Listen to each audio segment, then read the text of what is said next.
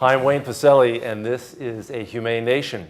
This guy over to my left is Jon Bernthal. How you doing? I'm sure many of you recognize him from television and movies. I became a fan, Jon, of The Walking Dead, where you've done a whole series of movies, Wolf of Wall Street. You have a new one coming out called Fury. Yeah. You're excited about that one? I'm very excited about that. It's about a tank crew at the end of World War II that are behind enemy lines in Germany. And it's Brad Pitt and Shia LaBeouf, Logan Lerman, Michael Pena, and myself. And it sort of morphs into this crazy family drama about these guys in a really sort of horrible conditions, and they've been through it. They've been through it for 40 years. But it's a great director, David Ayer, and I'm really excited about it. November 14th. Thank you. You got it. Now, did you survive without your dogs for? That was hard. Every time, whenever I go to work, I drive. I don't fly because I want to bring my dogs with me. I've got two wonderful pit bulls named Boss and Venice. And, I've seen pictures. You've seen pictures. They are strong-looking creatures. They're beautiful. Yeah, they're sweethearts. And it's very important to me to bring them with me everywhere. One, because I'm nothing without them, and they're my best friends. But two, it's important for me to do whatever I can to sort of change the perception of pit bulls in this country. I think it's pretty sick and twisted how people feel about them a lot of the time. And my dogs are total sweethearts. And they seem like it. They're wonderful. Well, I know this runs in your family. Your father is the chairman of the board of the Humane Society of the United States, and an amazing guy who does so much for us. But he helped lead the fight in Maryland to deal with a legal problem where pit bulls were going to be deemed inherently dangerous. I know it. I mean, regardless of it could be the sweetest dog, but the court said they're automatically dangerous. Look, I mean, anytime you look through history, anytime that there's sort of a blanket blind rule, blanket blind law that ends up discriminating against a certain person, it's the same thing discriminating against a breed of animal, and it's incredibly unjust. And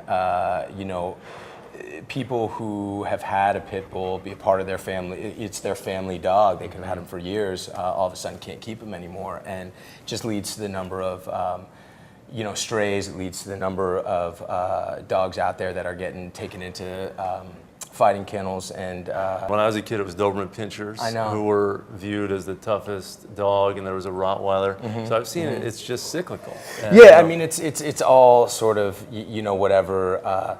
It's sort of, you look when the Little Rascals had a pit bull. The whole thing is so insane. And Petey, he was awesome. He was awesome. We love that patch on his eye. Yeah, my favorite is when people say, get your pit bull away from my dog.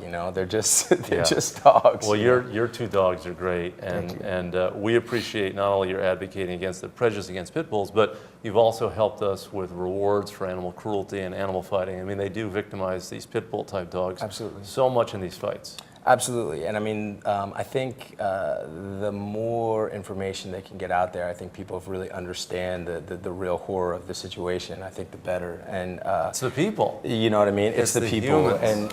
And the other thing that I want to say is I've seen dogs, and I've taken in dogs that have been through all kinds of things. And the one thing I can say is you can always bring a dog back, and they're incredibly loyal, wonderful dogs. And but it's not just pit bulls, because these awful criminals that are participating in that world, they're stealing pets and they're using them as bait dogs, and there's all kinds of horrible stuff. There's violence against people. It just runs. It's like a whole criminal subculture. It's very, very sick. It's very, very sick. Well, we're grateful because you're here for our 60th anniversary event in Washington. Thank you for joining My us pleasure. and being on stage here, tonight. And you're going to be talking about puppy mills a little bit, which is another form of exploitation of dogs that sickens me, and we're trying to do something about it. Cool. Yeah, no, I'm honored to be here, and I appreciate it. Adoption, right? Not getting a dog from a pet store. Your two dogs came from the streets, basically. That's it. And I mean, it's pretty brass tacks and straightforward. It doesn't really make sense to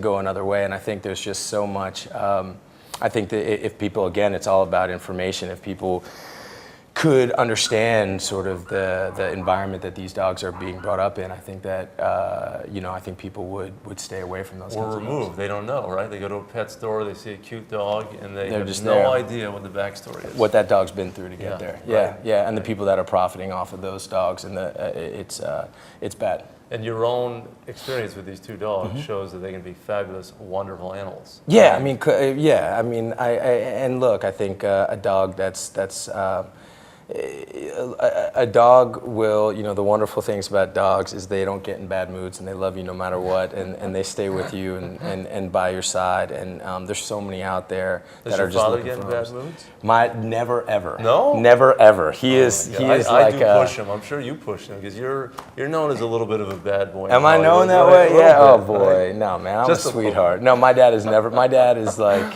no. I think Never gets angry with you guys? my dad made it very clear from a young age. He